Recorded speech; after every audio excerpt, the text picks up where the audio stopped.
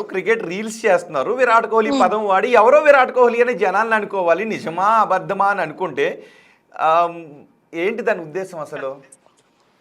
అంటే ఇప్పుడు నేను ప్రతి ఒక్క వీడియోలో బేసిక్ గా ఉమ్, ఒక్కొక్క ప్లేయర్ గురించి మాట్లాడతా. ఉమ్, ఆ ప్లేయర్ కి సంబంధించిన ఫోటో అన్నది నేను మెన్షన్ చేస్తా. ఉమ్, అంటే నేను ఆ ప్లేయర్ గురించి రియల్ గానే మాట్లాడుతున్నట్టు. కానీ ఈ ఉమ్, వీడియోలో ఎక్కడ కూడా విరాట్ కోహ్లీ ఫోటోనే లేనప్పుడు విరాట్ కోహ్లీ అని పబ్లిసిటీ మీరు చేస్తున్నారు. అంటే ఎట్లా అంటే నేను అసలు ఉమ్, ఎక్కడ ఆయన పేరు ఎక్కడ ఆయన మెన్షన్ కూడా చేయలేదు. నేను బిఫోర్ వీడియోస్ కూడా చూస్తే విరాట్ ఉమ్, కోహ్లీ పైన చేసిన వీడియోస్ లో కూడా విరాట్ కోహ్లీని మెన్షన్ చేసిన నేను.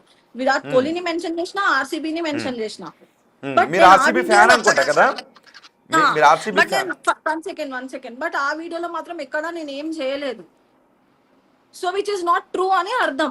బట్ ఇప్పుడు పబ్లిక్ ఏమైందంటే, అంటే వాళ్ళని కూడా మనం ఏం అనలేము, బికాస్ వాళ్ళు కూడా మీలానే కొంచెం ఏదో మిస్అండర్స్టాండింగ్ వేలోనే అంటే మీరు ఉన్నారేమో. విరాట్ కాదు, మీరు క్రికెట్ గురించి మాట్లాడతారు, విరాట్ కోహ్లీ గురించి మాట్లాడతారు, ప్లేయర్స్ గురించి మాట్లాడి మీరు అన్నివన్నీ అనేసి పాపం జనాలు అయ్యో మీడియాను అపార్థం చేసుకుంది అంతే కదా?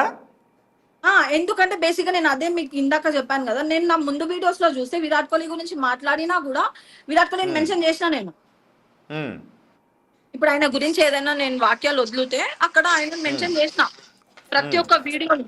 కానీ ఈ ఉమ్. వీడియోలో ఎక్కడా కూడా నేను ఏం చేయలేదు. అంటే బేసిక్ గా వచ్చేసినాయా నేను మీకు కావలసిన వ్యూస్ లైక్స్ వచ్చేసినాయా వీడియో ద్వారా, విరాట్ కోహ్లీ పేరు ద్వారా?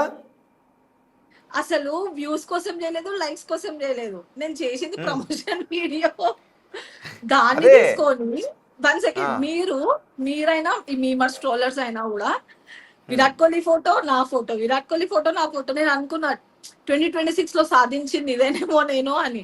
ఒక హ్యాపీనెస్ అయితే క్రియేట్ చేసిండ్రు నాకు.